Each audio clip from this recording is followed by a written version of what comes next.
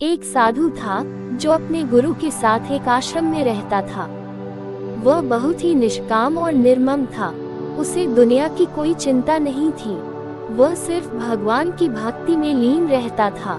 उसका गुरु उससे बहुत प्रसन्न था। एक दिन उसका गुरु उससे बोला, बेटा, तुमने अपने जीवन में भगवान की इतनी सेवा की है, क्या तुम्हें कुछ चाहिए? साधु ने विनम्रता से कहा, गुरुदेव, मुझे तो बस भगवान का दर्शन चाहिए, मुझे और कुछ नहीं चाहिए।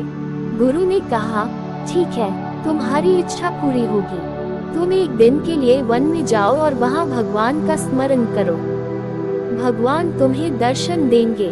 साधु ने गुरु के आशीर्वाद लेकर वन में चला गया। वह एक सुंदर स्थान पर पहुंचा, जहां एक नदी बह रही थी। वह नदी के किनारे एक पत्थर पर बैठकर भगवान का नाम लेने लगा। वह इतना गहरे में था कि उसे आसपास की कोई बात नहीं सुनाई देती थी। थोड़ी देर बाद वहां एक शेर आया। वह भूखा था और उसने साधु को देखा। वह उसकी तरफ धीरे धीरे बढ़ा। जब वह साधु के पास पहुंचा तो उसने उसके गले पर अपने पंजे रखे। साधु को उसका स्पर्श महसूस हुआ, पर वह भगवान के नाम से अनभिज्ञ था।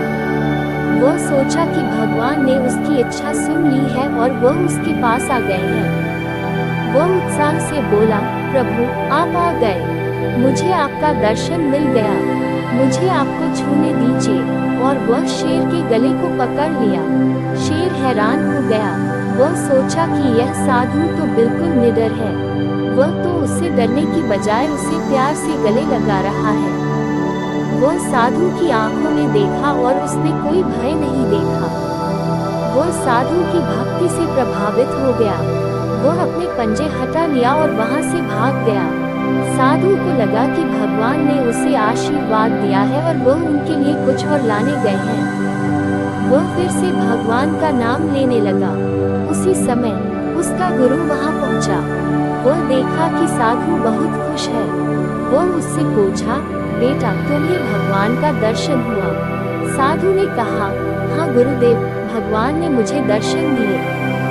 वह मुझे गले लगाए और फिर वह कुछ लेने गए। मुझे लगता है वह जल्दी ही वापस आएंगे। गुरु ने साधु के गले पर शेर के पंजों के निशान देखे। वह समझ गया कि भगवान ने साधु को रूप में शेर के रूप में दर्शन दिए हैं। वह बोला, बेटा, तुमने तो भगवान का सच्चा भक्ति दिखाई है। तुमने उनके रूप को नहीं देखा, बल्कि उनके प्रेम को महसूस किया। तुम्हारी इच्छा पूरी हो गई है। तुम अब आश्रम वापस चलो और अपने अनुभव को बाकी सभी के साथ बांटो। साधु ने गुरु के चरणों में शीश झुकाया और उनका आभार व्यक्त किया। वह अपने गुरु के साथ आश्रम की ओर चल पड़ा। आश्रम में पहुंचकर साधु ने अपनी कहानी सभी को सुनाई। सभी लोग उसकी भक्ति पर विस्मित हुए। वे उसे बधाई देते हुए बोले, तुमने तो हम सबको भगवान का साक्षात्कार करवा दिया। तुम तो भगवान के प्रिय भक्त हो। तुम्हारे जैसा भक्त दुर्लभ है। साधु ने सभी का धन्यवाद किया और कहा, मुझे तो बस भगवान की कृपा हुई है।